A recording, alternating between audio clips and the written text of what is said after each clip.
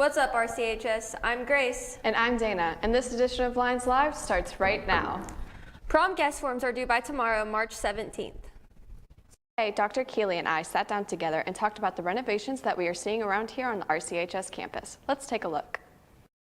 What's up, RCHS? I'm here with Mr. Keeley, and he's going to be telling us a little bit about the renovations that we are seeing at the gym and the Lawland Center.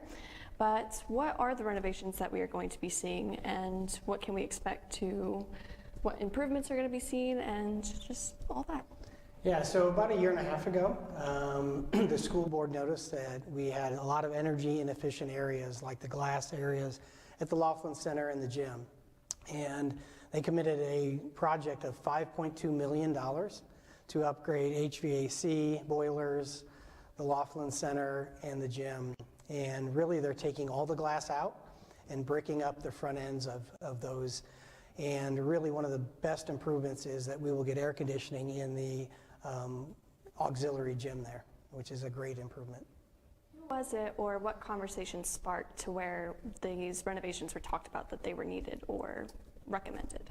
Yeah, so about 2 years ago we did a facilities study. So the school board and at that time Dr. Matt Vance really noticed that all of our systems were outdated and nothing had been spent in 15, maybe 20 years.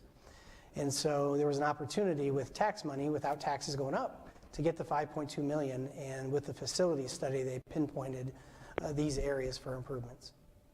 That's amazing. When can we expect to see these renovations completed? Yeah, so you can see ongoing construction for the next 9 months. And the HVAC and the cooling in the gym should get done by September.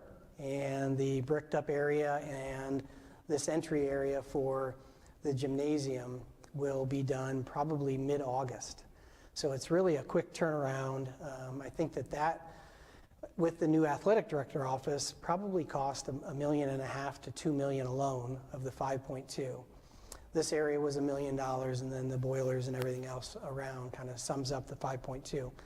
This entire project should be done by January of 2024.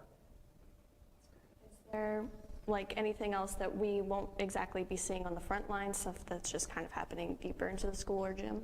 Yeah, it's great you brought that up, because the school board is going to have a public hearing on Tuesday, April the 4th, to consider $9.1 million worth of renovations that will upgrade the elementary school, RES East and West, redo a whole entire roof. People won't really notice there's a brand new roof going in. All the air handlers at the middle school. We're going to resurface the track. There's going to be new tennis courts. There's going to be some high school, a little bit at the high school, but $9.1 million worth of work is a lot of work that you don't notice is going to go on now, but by next summer, you're going to end up seeing construction going on for 2 consecutive years ongoing, to the tune of over $14 million worth of upgrades. That's great. Is there anything else that you would like to add? No, I do want to thank the school board has really understood the financing piece of this, and that it will not raise taxes. And so it's really a pat on the back of the school board to take this next step to do the financing, because it takes a lot of money, and to not raise taxes, they have to have a lot of faith in the process. And so Mr. Jameson, our superintendent, he's been a cheerleader through the whole thing. I've kind of been the finance side of it, and so we're all working together as a team. All right, that's great. That's it for us. Now back to the desk.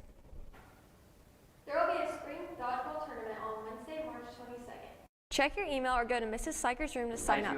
Let's hear what some of the team members have to say. I think it's going to go really good for my team. I got a couple studs on my team. I know Sliger and Brian Simmerman, and I know there's a couple other people on his team that, yeah, Brian's strong, but I think accuracy comes down. And then Sliger, he's not intimidating at all, so I think we're going to do really well. Yeah, I'm pretty confident in our dodgeball team. We've got Nathan and a couple other guys. Sliger, he's washed, he's old, can't move very well. Brian, I don't even think he knows how to throw a dodgeball, so I'm not worried. Pretty confident.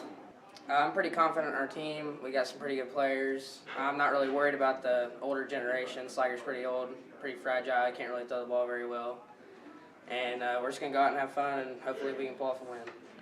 Okay, yeah, like Sliger's team, I mean, he can't even throw. He throws like a girl.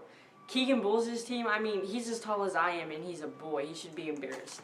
I think it's pretty easy. We're going to win, and we're going to smash the competition. Here's a video about some do's and don'ts for the upcoming March Madness games.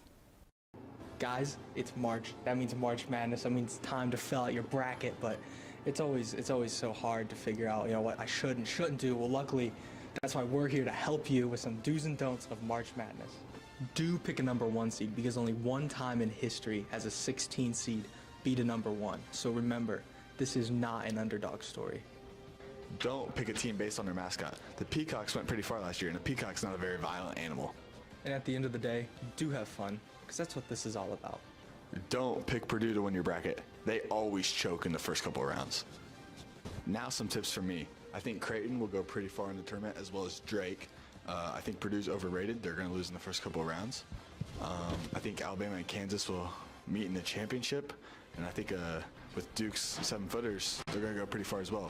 That's it from us. Now back to the desk.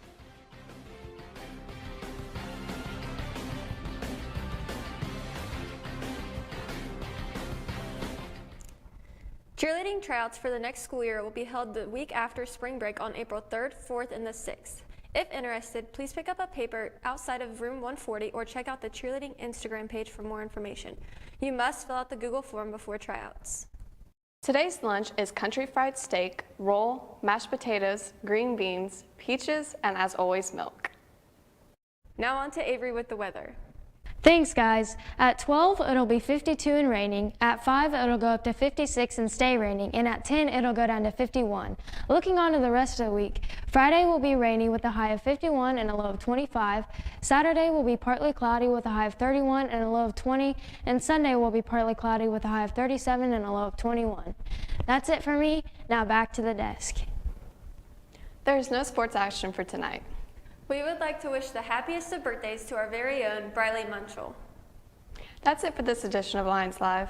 Have a great day, RCHS.